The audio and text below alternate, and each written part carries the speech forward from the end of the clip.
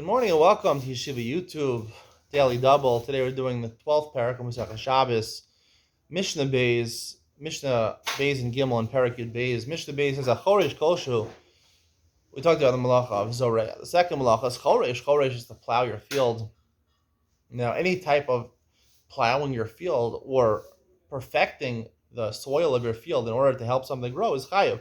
So menachish, you're taking out the weeds, right? You help the grass near that grow. Makarsim basically is you have dried out branches on a tree. You want to help the rest of the tree grow. You cut off the dried branches. And mazarid means basically you have these shoots that are next to a tree that are inhibiting the growth of the tree. You cut those off. Kolshu, even if you do even one piece of grass or one branch, you're chayav. Malakid eitzim, you're picking up pieces of wood, small pieces of wood that are attached to the ground, right? Even a takin kolshu, if you're going to fix the land, so it's easier to plant the land, because it's hard to plant land where there's eitzim, where there's branches on it. Kolshein, even the hasek, however, your intention of picking up the branches is not to help the land, but it's to light a fire. Then it's this year that's necessary to kindle a fire that's able to boil a certain egg, right? It's a kala, sunny side up egg, that's fancy, right? You're doing a malacha of bishul over here. Again, it's not a malacha of charisha for the land, it's a malacha that you're enabling bishul over there. So therefore, it has to be a commercial malacha that you're doing enough to cook that sunny side up egg. A malacha at tzavim, if you go ahead and you gather grass, right? You take out grass. Usually when you plant, you don't want grass there, you want soil. Kolshu.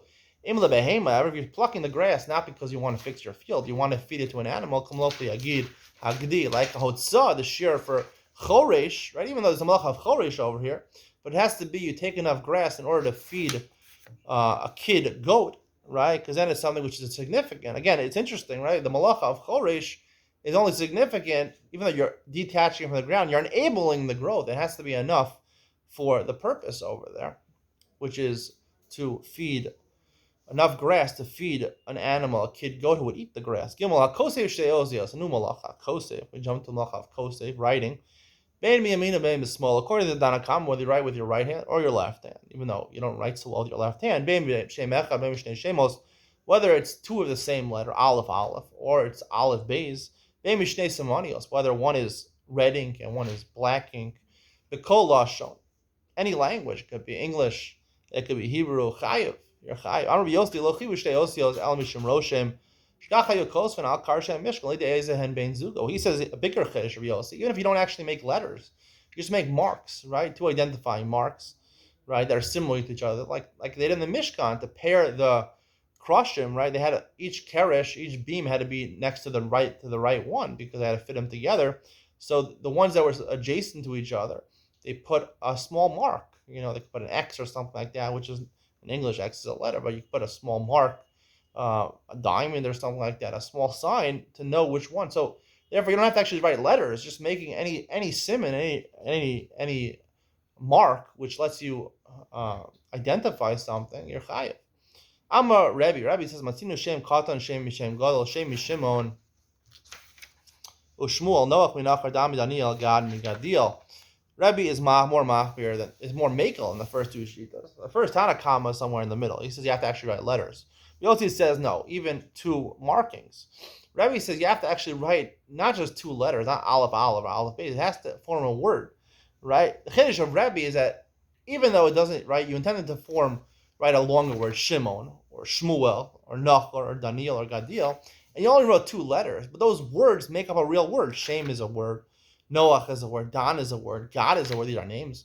So as long as you wrote a word, a legitimate word, it has to be a word. It's not just aleph, beis. That's not a language, it's not a word.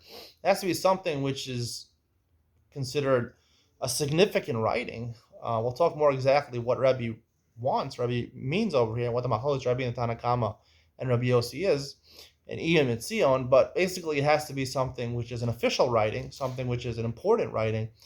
We'll talk exactly about that. And we paskin like Rebbe. It has to be something, actual discernible words in order to be chayav. Stay tuned for Iyam and Tzion. We discuss this machlokas further.